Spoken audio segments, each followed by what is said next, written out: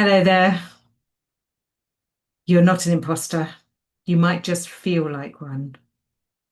Do you want to walk into a room and feel powerful and feel calm and collected rather than fear of being found out? Well, if you're somebody who struggles with making decisions, perhaps you overcompensate by checking and checking again as the anxiety rises. And maybe you potentially avoid some opportunities for fear of being seen as less capable.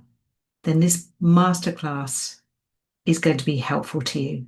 I'm going to cover some themes today that lend themselves to that experience of feeling like an imposter and to give you some tips and share some ideas to help you understand the experience more and learn that you can overcome it.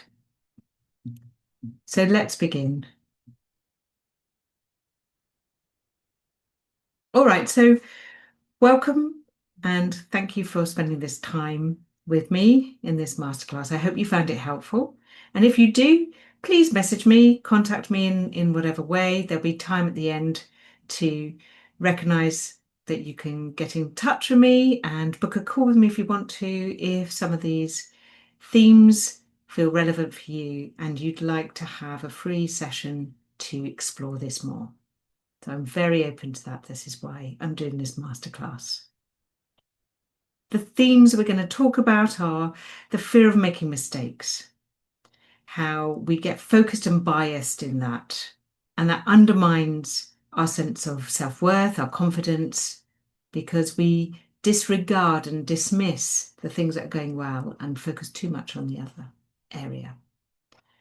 And if you worry about being found out all the time and it keeps going no matter what you do, you don't feel like you belong, that experience can really deteriorate your sense of self as well, your self-worth.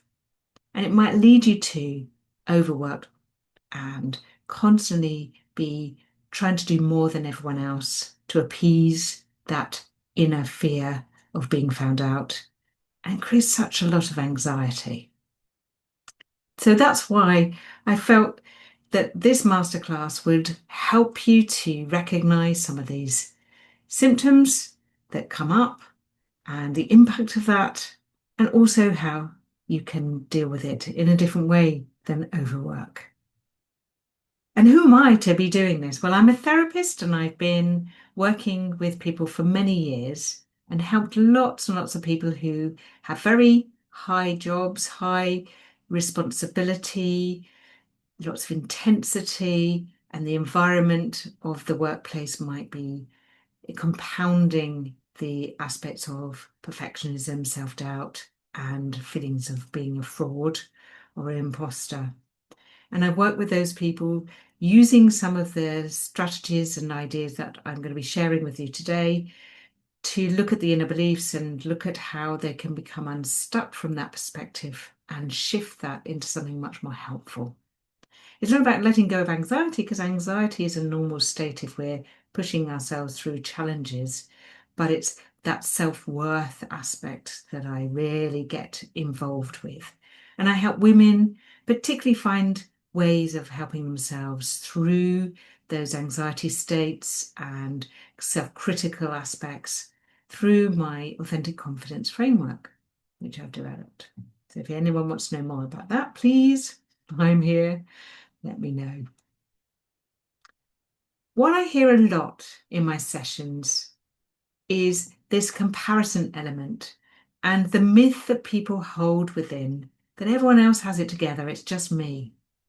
And where that comes from is when we're holding it and we're not sharing our vulnerability with other people, we are assuming that what we see on the outside of somebody else is also what's going on in the inside. And of course, that is far from the truth very often.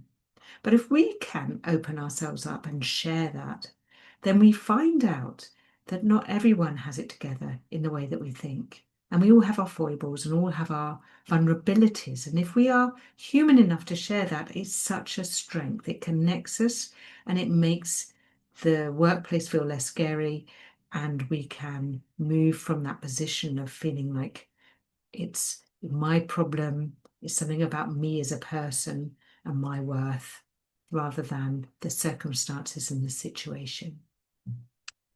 Because the reality is, people working in high status jobs, lawyers, medics, accountants, business owners, they're often likely to be holding a lot of decisions, responsibilities, and high pressure demands on their time.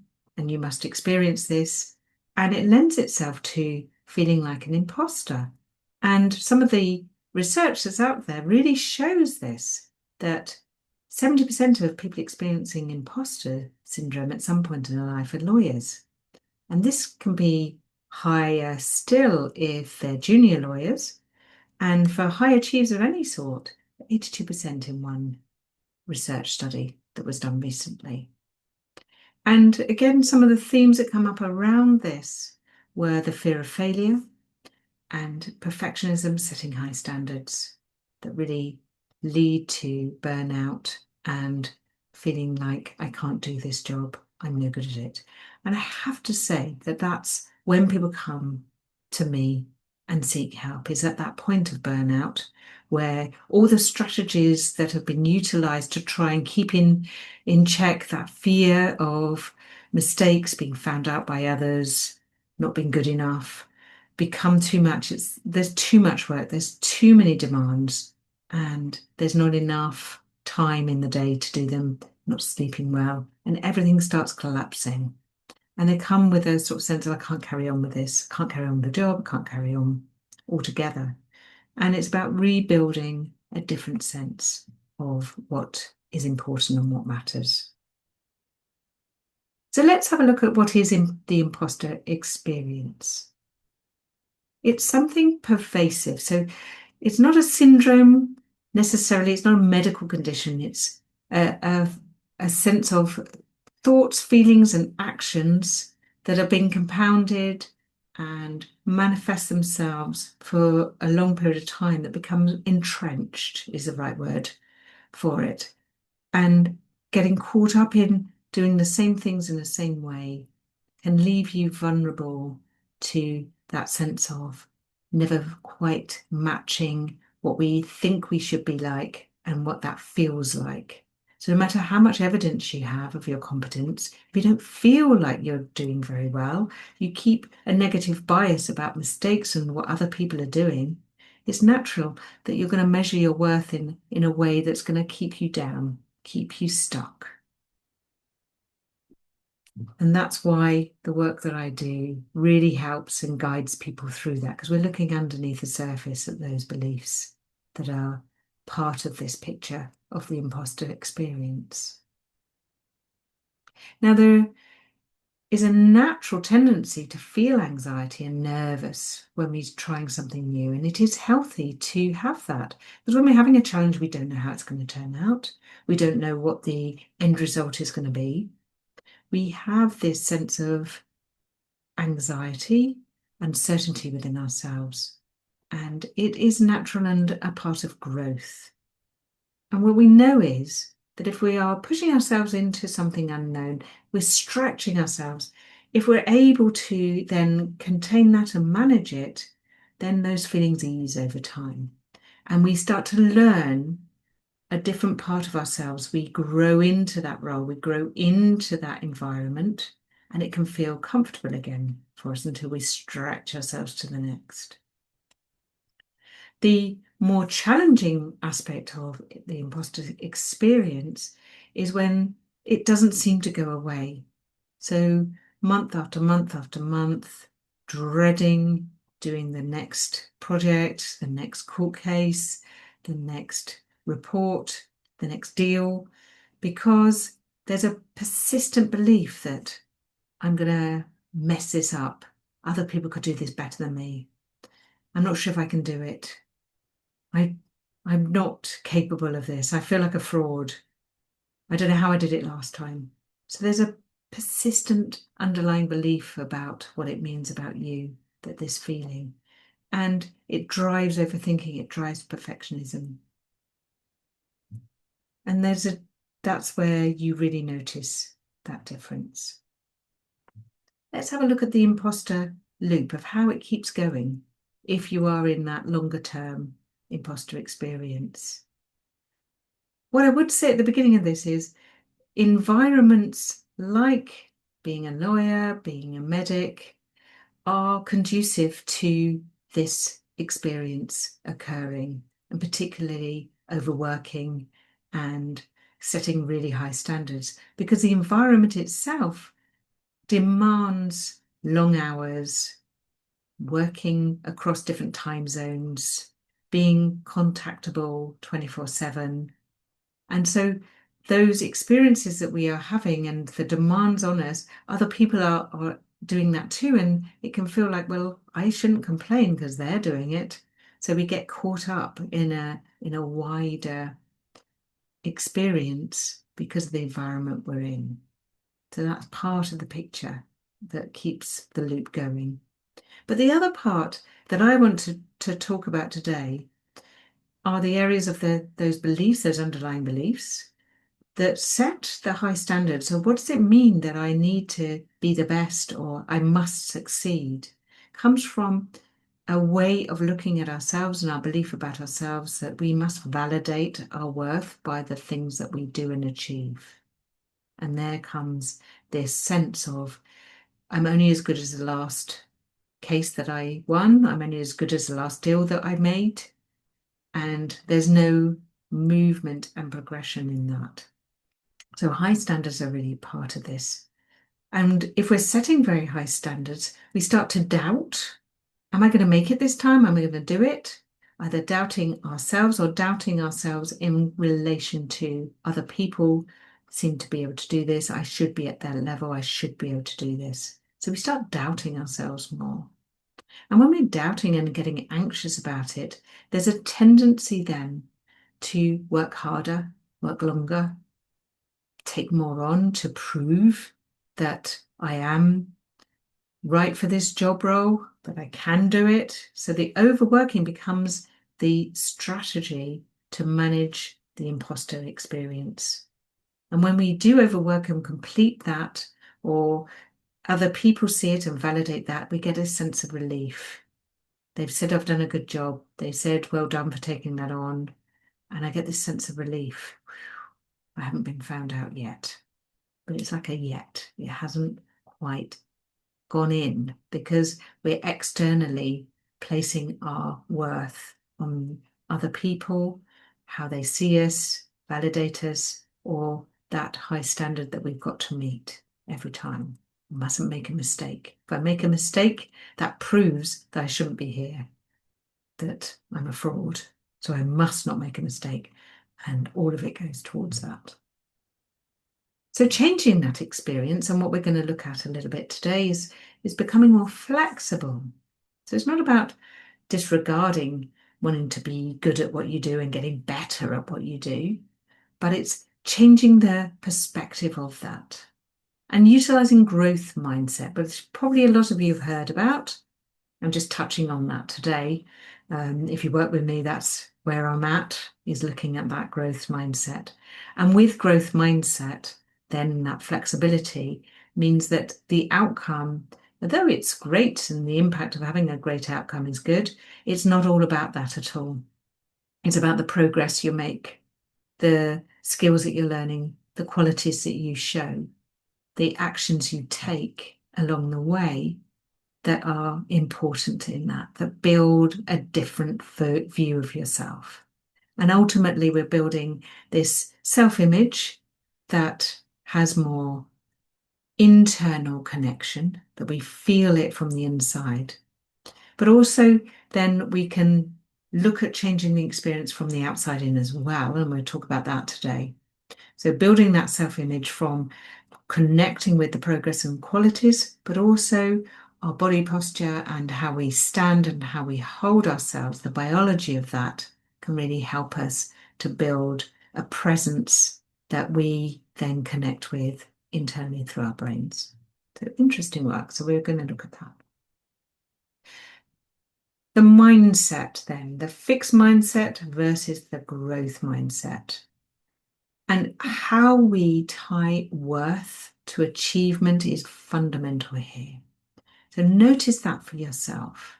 Am I somebody who feels that satisfaction when I've won that case or when that deal came off and I get that sense of satisfaction?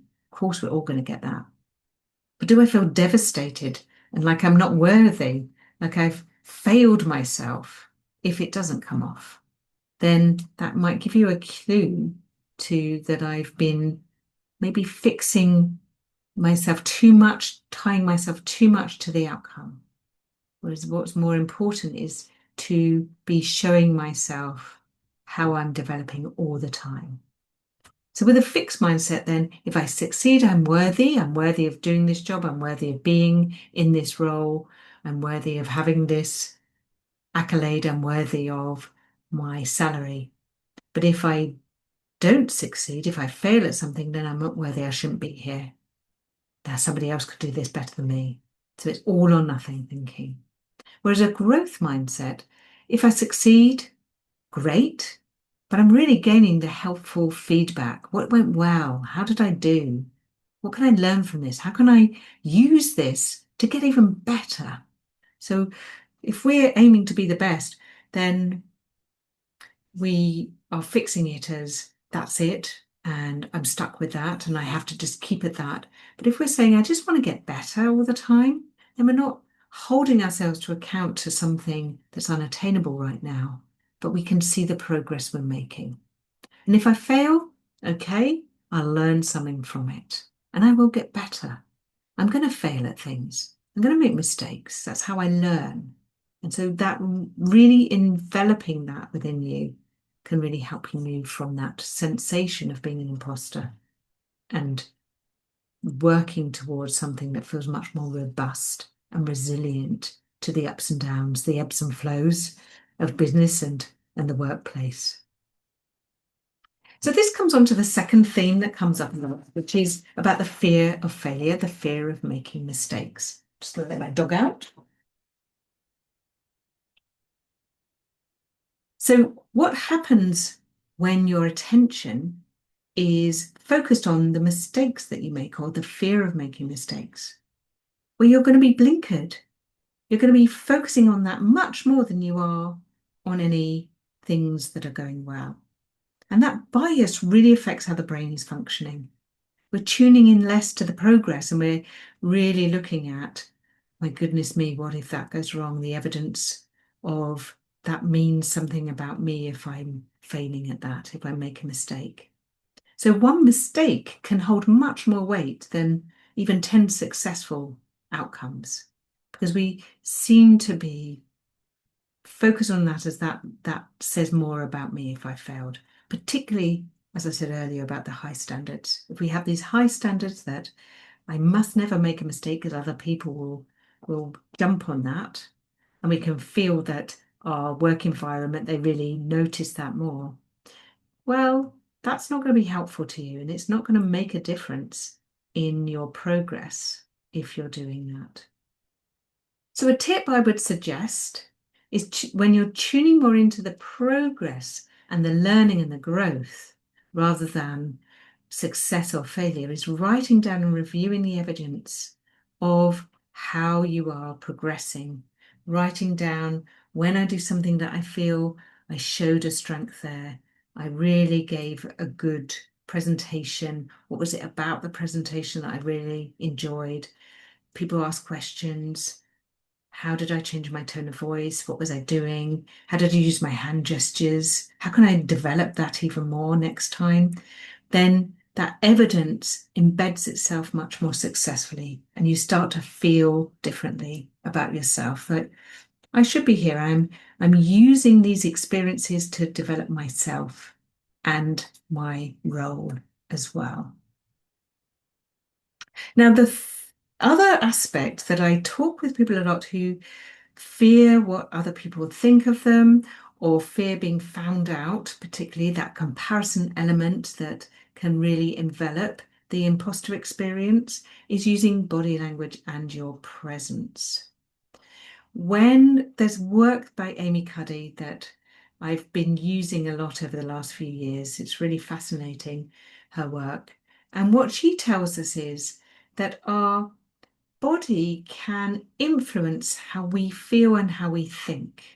So although our thinking and feeling can influence our body, it goes the other way too. So we can manufacture to some degree a sense of presence that helps us to feel differently about the experience we're going to have, which is interesting. So we know that if we are telling ourselves, oh, I'm afraid, we might then close our body off. And that loops back in to, yes, I feel afraid, and the threat response becomes even higher.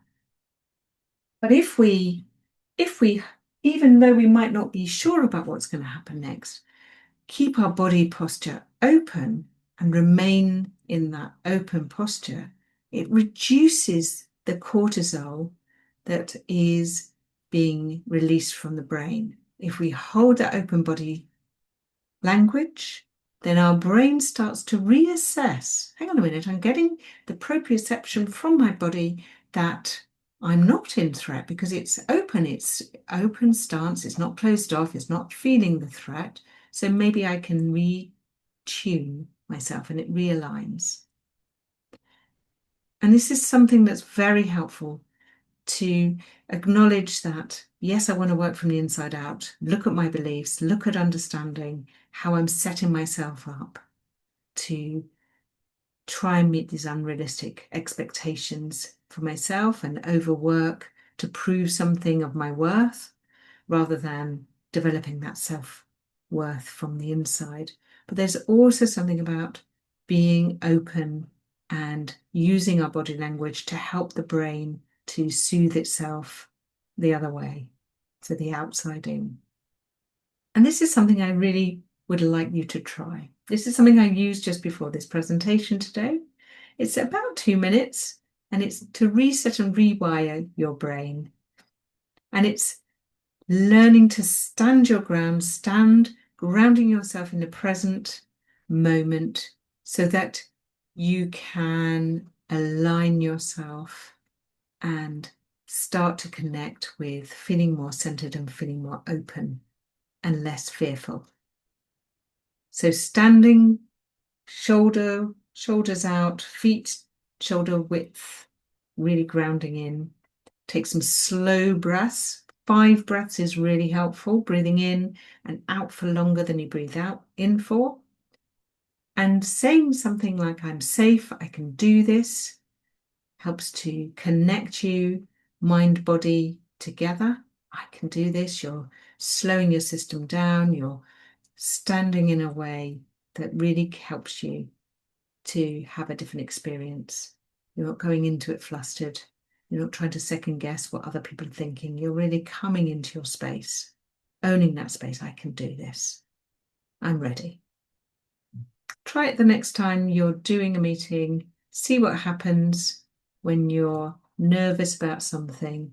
Accept, yes, I'm nervous, but I can manage this in a different way.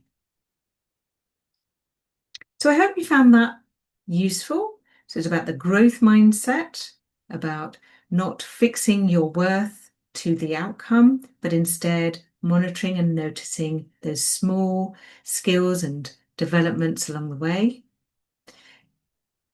Refocusing your attention away from mistakes, accepting that mistakes happen. And again, there's beliefs around that could be worked on. And instead, focusing on the growth and development, accommodating those areas where you're gaining information and seeing those successes alongside mistakes, but growing and developing all the time. And finally, using the body language, so the outside-in approach at the same time, to understand that if we are showing ourselves in our body and our body language that I'm fine, I can do this, then that helps us to reassess the threat of that social situation that we're in. So if you're ready to learn more and have a free clarity call with me for what might help you, what experience you've had in recent times and how you might feel stuck in any way, really happy to help. Together we can explore what's holding you back, and how we may be able to move forwards together and building that confidence. So I'd really be happy if you want to make that call, really please do. And for anyone who does, a free guided meditation audio that I've done around confidence, which is a really useful tool to listen to every day. It really helps visualize that sense of self that has more confidence. And if we're visualizing that very clearly, we can move towards it. It's like we're priming the brain for that. So that's a free meditation that comes with the clarity call. And it's no strings.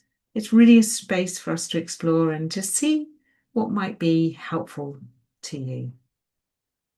And of course, if you want to know more about my authentic confidence framework, then you'll feel free to ask as well. So thank you for your time today. Appreciate it. And I really look forward to hearing from you soon. Take care. Bye for now.